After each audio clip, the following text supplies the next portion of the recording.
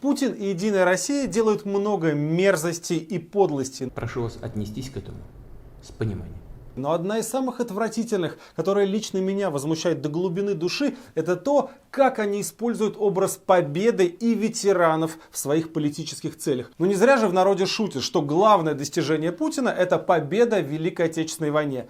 Только властям нужно сделать какую-то гадость или что-то украсть. Сразу все обмотаются георгиевскими лентами, поставят перед собой несчастного старика в качестве декорации. И получается, что вот вроде все освящено Великой Победой. Посмотрите, как обставлено обнуление сроков Путина. Сначала специально в июне устраивают парад, на который выкинут миллиарды. На следующий день начинается 7-дневное голосование. А потом в июле пройдет бессмертный полк, чтобы во главе него шел наш гнусный старикашка, но уже в статусе пожизненного президента. Великое празднование к 75-летию Победы Путин подарил всей стране самого себя. Отмену любых ограничений своего правления. Как вы относитесь к возможности увеличения срока президентских полномочий и к возможности избираться на этот пост 3 и более раз?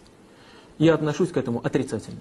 Я против того, чтобы кто бы то ни был, и какими бы соображениями благими он не руководствовался, нарушал Конституцию нашей страны. Почему это жульническое, фальшивое голосование должно обрамляться как мишурой празднованием победы и символами победы? Кто-то воевал за Путина, кто-то умирал за то, что ему 20 лет мало и надо еще. Какое отношение вся Единая Россия имеет к нашей победе 75 лет назад? Да они даже бессмертный полк украли. Его придумали томские журналисты, а Путин и Единая Россия приватизировали и используют для своего пиара. А телеканал журналистов этих, кстати говоря, закрыли из-за цензуры. А самое главное и самое чудовищное в этом всем, что вот Путин лепит этих ветеранов 20 раз в каждую речь, к месту и не к месту. Ветеранам. Ветеранам. Но давайте проведем вместе прямо сейчас эксперимент. Какое слово у вас ассоциируется с фразой «жизнь ветерана войны»? 99% из вас сейчас про себя произнесли «нищая» или «бедная» или «несчастная». Каждый в России знает, что ветераны войны старенькие, с медалями, их все поздравляют на 9 мая, и они живут в бедности. И они победили в этой войне. Они вынесли самую большую часть невзгод и получают от нашего правительства, которое, напомню, обмотало все себя георгиевскими ленточками, меньше, чем наши союзники и наши враги в той войне. У нас в России участники войны получают от 35 до 43 тысяч рублей в месяц. Это их пенсия. В США в пересчете на рубли они получают от 190 до 430 тысяч в месяц. Во Франции 99 тысяч. В Великобритании от 140 до 630 тысяч рублей в зависимости от заслуг. И это союзники. Ну а как же там побежденные страны?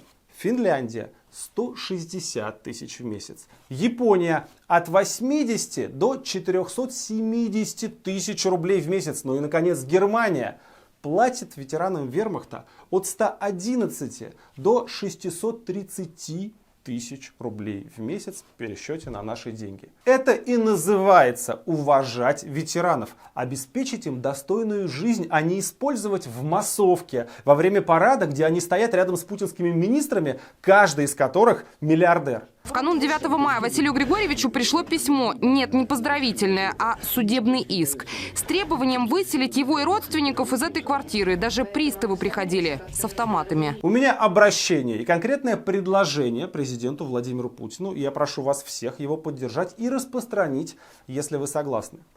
Дорогой Владимир Владимирович, если участники войны вам так дороги, как вы об этом постоянно говорите, то давайте им сделаем настоящий подарок к 75-летию Победы. Вот я для вас написал очень короткий законопроект. Суть его в том, что солдат-победитель должен получать пенсию не меньше, чем те, кого он победил. Пенсия младшего офицера вермахта составляет $2700 или 188 тысяч рублей. Ну так пусть наши ветераны доживут остаток своей жизни с пониманием того, что государство, правительство и народ ценит их настолько, что платит очень хорошую пенсию. Я знаю, что вы мне ответите. У нас ветеранов очень много, но вот сейчас дополнительную ветеранскую выплату получили 537 тысяч человек. И это значит нереально платить всем такую огромную пенсию.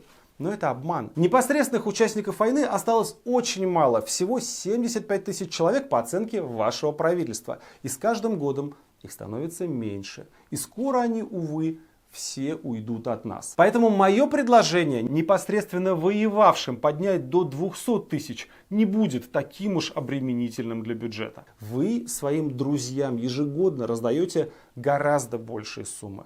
Так что это во многом символический жест, но его надо сделать. Вот вы же снова скоро на параде залезете на мавзолей и расскажете про подвиг, который невозможно забыть, про самую важную скрепу, про то, что нас не было бы без этой победы. И все будет верно. Ну так может быть нашей настоящей духовной скрепой и станет закон, по которому наш солдат-победитель должен получать больше, чем те, кого он победил. До парада осталась неделя. Срок достаточный, чтобы принять законопроект или хотя бы заявить о его поддержке. Я его направляю всем лидерам фракций в Думе и особенно Единой России, ведь принятие зависит от них и от Путина. И ему я тоже этот законопроект отправляю. Ну вы же знаете, что будет. Они же сделают вид, что ничего не знают, ничего не слышали. Какое повышение пенсий? А кто предлагал повышение пенсий? По поводу персонажей, о которых вы упомянули. Мне нужна ваша помощь, чтобы о моем предложении знали все. И те, кто наживает капитал на ветеранах, не смогли отвертеться. Я сделал петицию в поддержку этого законопроекта, ссылка есть в описании. Поддержите ее тоже своей подписью, пожалуйста. И попросите подписать друзей. Распространите этот ролик. А главное, всегда и везде спрашивайте у каждого единоросса, чиновника, губернатора, вообще у путинца, который что-то смеет сказать о ветеранах. А как ты голосовал по этому вопросу? А ты поддержал достойную пенсию солдату-победителю? Поучаствуйте в этой кампании. Это будет самым лучшим и самым честным вкладом в празднование 75-летия Победы. Борьба за достойную жизнь солдата-победителя.